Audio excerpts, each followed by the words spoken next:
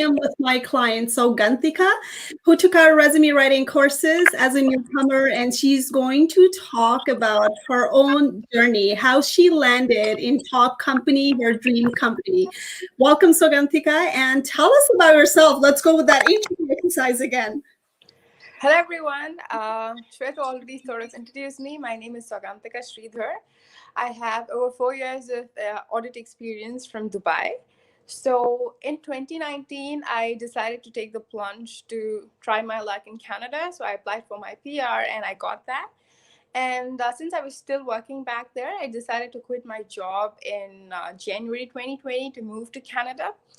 But before that, I wanted to briefly visit my family in India. So when I went back to Dubai from India, there was a nationwide curfew, so I couldn't fly out. Things went downhill from there.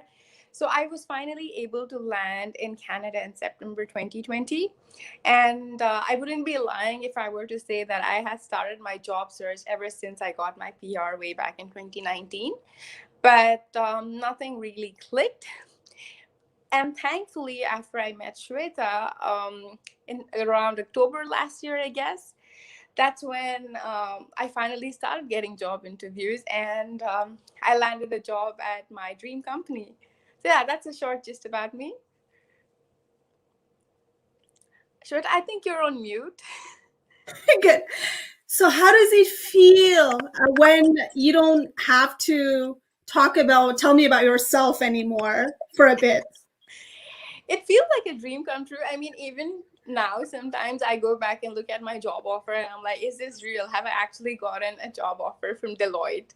Because for as long as I remember, and I guess any accountant out there would agree with me that their dream is to land a job in the Big Four, especially Deloitte. So I have been trying to get a job in Deloitte even when I was in Dubai, but unfortunately that never panned out. So I had never even in my wildest dreams imagined that my first job in Canada would be with Deloitte. Oh my God, I'm super happy for you. So now let's talk about not so good stuff. Well, congratulations. And I'm so glad. And there's no probation in Deloitte, right? Yes, I was pleasantly surprised when I figured that out. But yeah, there is no probation in Deloitte. That's amazing. People go through hoops of probation here from 3 months to 6 months to 1 year just to make sure that they really have a full-time job now, which is fantastic. You're with the company, who just believes in you from day one. That's super fantastic. So happy for you. Let's go back to the journey. What do you want to tell those newcomers who are landing in Canada soon or who have not found that dream job, the career that they always wanted to go in there for? What is your advice? Why did you come to us? At what point? So I think the first thing would be to disregard all of those negative comments that come your way. People will tell you stuff like, oh, you need to take up a survival job. Just accept anything that comes your way. It is not possible to get a job at a reputed company in Canada without Canadian experience. Just ignore all of that, because at one point all of these comments were getting to me and I started second guessing myself. I thought if it was actually a good idea to have quit my job in Dubai and moved to Canada, because I was just sitting.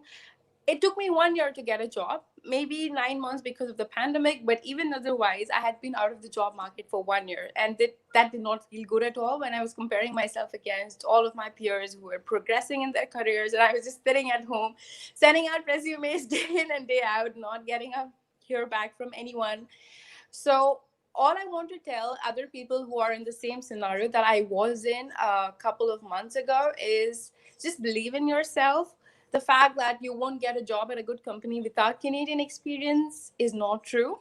And I think the fact that I got a job in one without having prior Canadian experience is a testament to that very fact.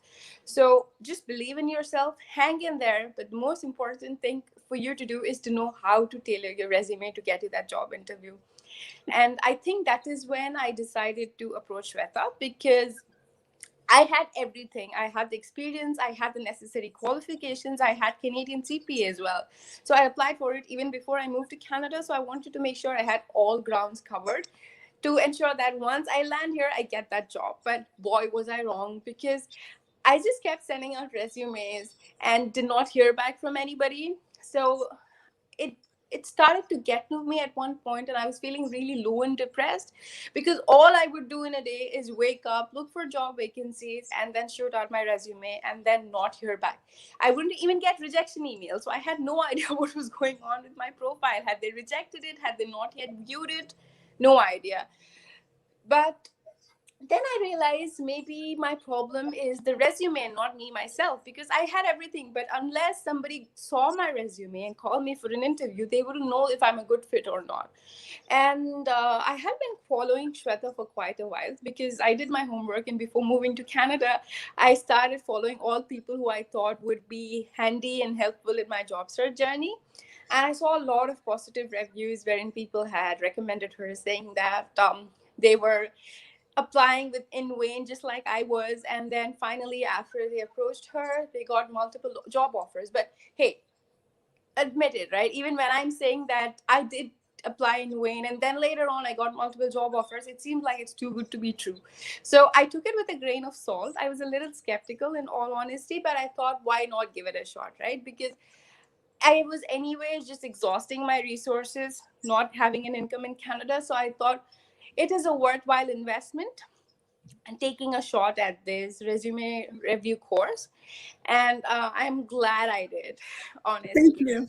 Thank you so much. I mean, so many people actually think about it as a newcomer. You're very qualified, and everyone who comes to me, they have the same problem. They're qualified, but the problem is they don't know how do you brand themselves on the resume, right? So, and the resume writing course did help you. I'm super happy, and I know that you took the course in October.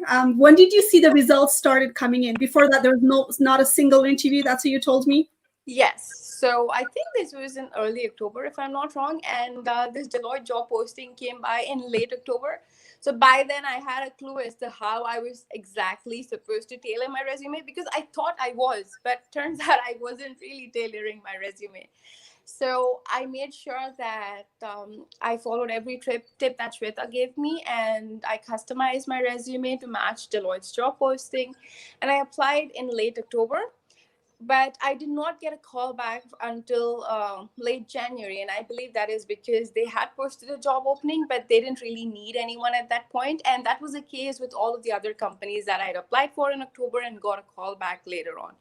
So the recruitment season picked up in January, and that's when I got a call back.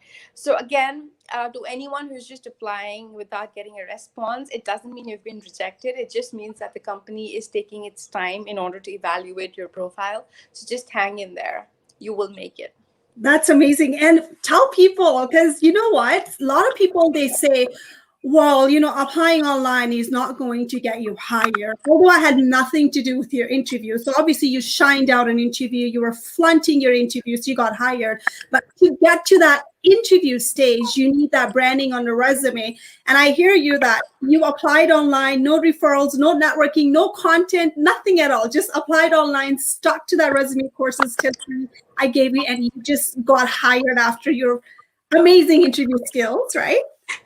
Well, amazing or not, that's up to the interviewer to judge. But yes.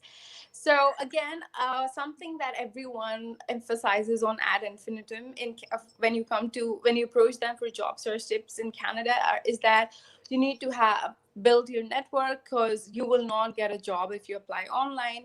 Even if you do, you need to find someone within the company who can push your profile forward, because otherwise yours is just one amongst the thousands of other profiles that they have, right? So unfortunately, after I had applied to this job opening, because I had reached out to a lot of people in Deloitte, but no one responded to me. So I thought, instead of waiting for them to get back, I will apply online and try my luck.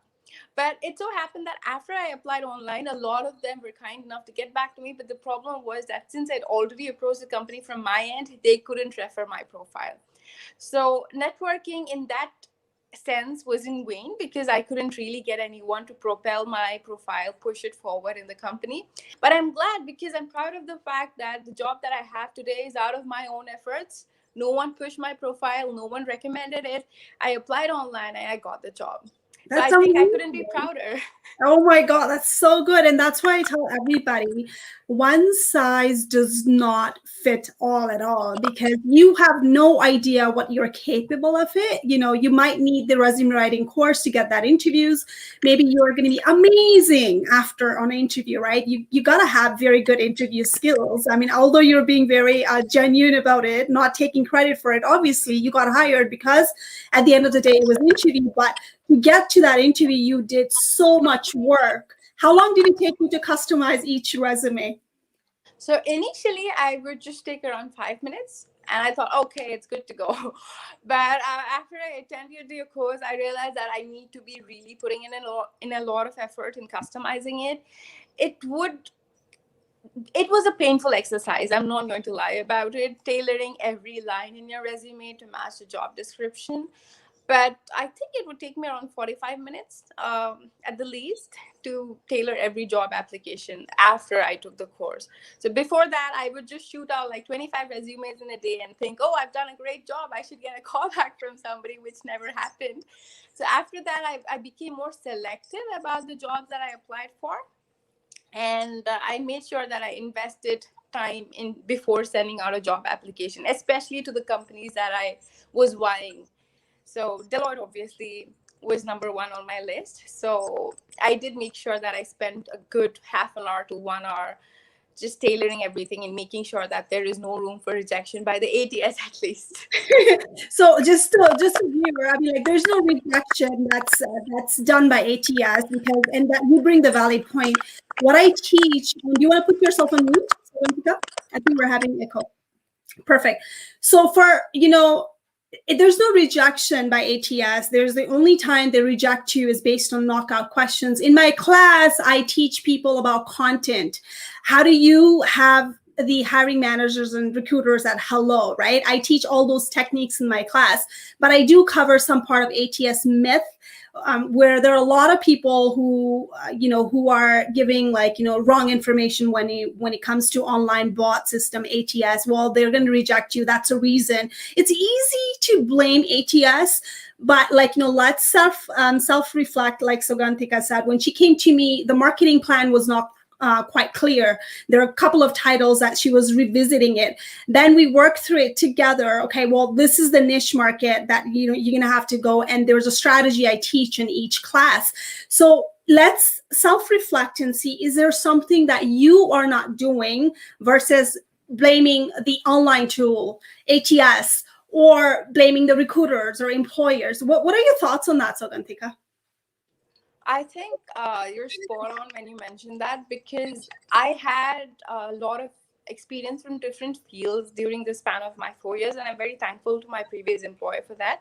So I had anything ranging from audit to accounting to business valuation. So I wanted to make sure that I branded myself as this package who could do anything and everything for my future employer. So it really hurt my ego when I had to redact some of this information, because I thought, hey, I've done all of this. So if the employer needs me to do this, I'm available. I want to portray myself as a potential resource. So why should I take it out of my resume? But then I realized the reason I was not getting any callback was because I had so many things going on that I probably portrayed myself as a jack of all trades, master of none. That she can do all of this, but can she do any one thing properly? Probably that was the question that everyone had in their minds.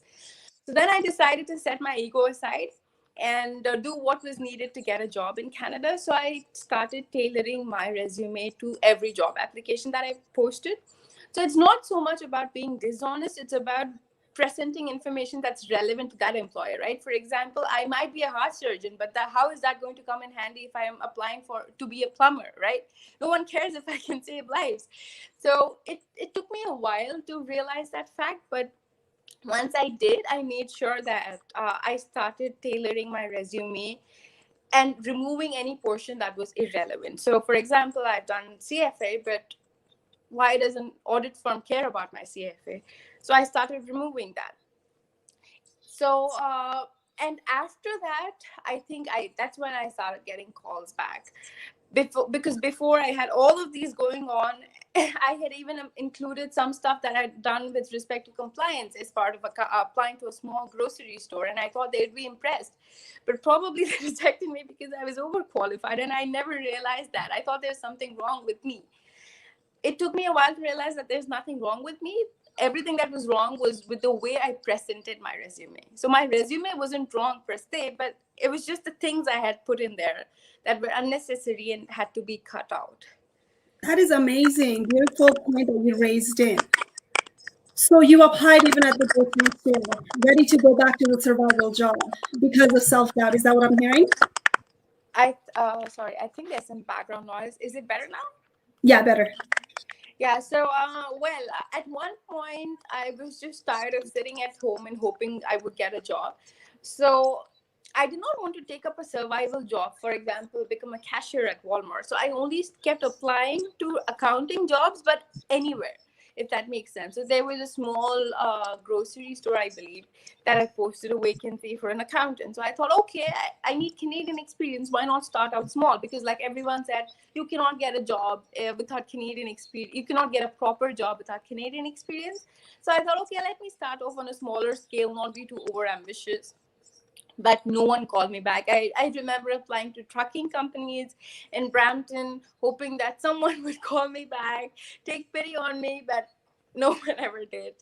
But I'm glad that the callback that I got was from my dream company. And in hindsight, had I tailored my resumes back then, I would have probably employed by some of these lesser known firms. No, I'm not dissing them at all. Due credit, full credit to everyone, but I'm very happy that I've been employed by my dream employer. So I guess everything that happens happens for a reason.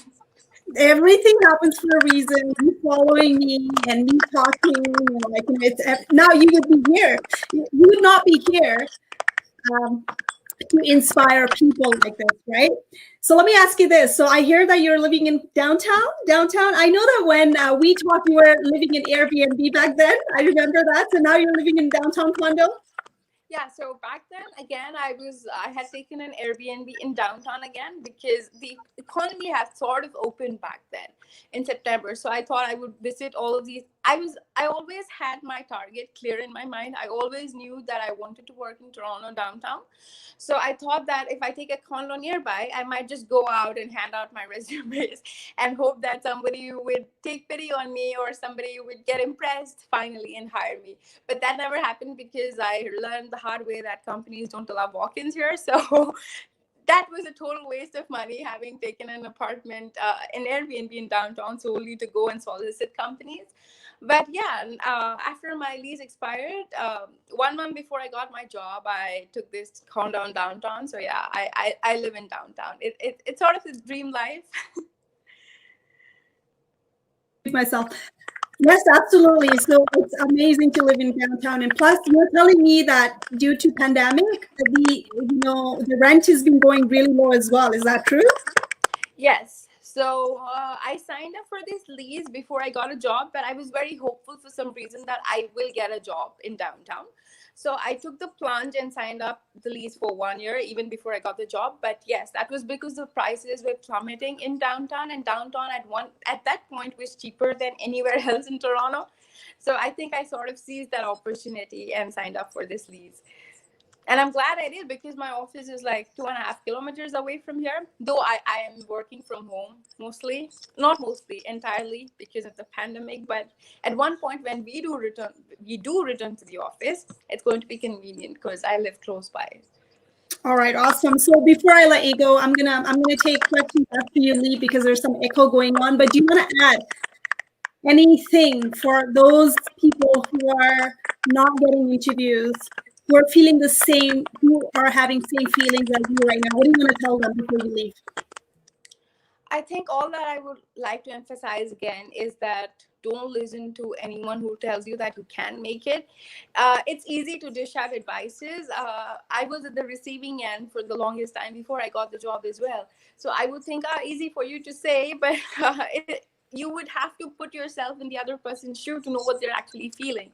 So I understand different people's financial situations might be different. You might have to take up a survival job, but just know that even if you are, it's just temporary. Keep amending your resume, tailor your resume, spend as much time as you can on it, send it out.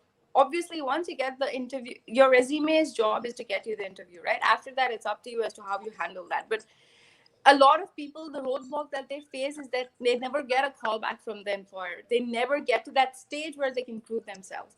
To make sure you invest in yourself. A few $100s might seem a lot at this point, but trust me, it will pay back rich dividends. So just make sure you spend time on your resume, customizing and tailoring it to every job posting that you apply to, and hang in there. The most important thing is to be patient and to persevere, because know that you will get a job, just like I did. I was out of the job market for 1 year, but that did not deter Deloitte from employing me. So one thing that's amazing about Canadian employers is that they never ask you or judge you based on a gap in your career, unlike other parts of the world wherein it is very difficult to explain a gap. Whereas here, they don't care, especially in the middle of the pandemic. They're very understanding. So that shouldn't be a problem. It doesn't matter how long you've been out of the job market for. If you do well in that interview, you're getting that job. But make sure you get that interview. So spend time on amending your resume. And I'm sure Shweta here will be able to help you out with that. Thank you so much. Listen, guys, I didn't pay her. I didn't pay her to say these things. I just bring my I wish clients. you did. All right, so I'll let you go, and I'm going to take because of feedback. I would have loved for you to stay here, but I'm getting a lot of feedback from the noise. I'll let you go. We'll touch base later, but I'm so happy for you. You're such a new person from the day I saw you. We met versus today. Like, look at you. You're so booming. Welcome to Canada, and hopefully you get to go to the places that you've never imagined in Canada. I wish you all the best. Okay. Thanks, Shweta, and thanks, everyone. Thank you. Soon. Thank you.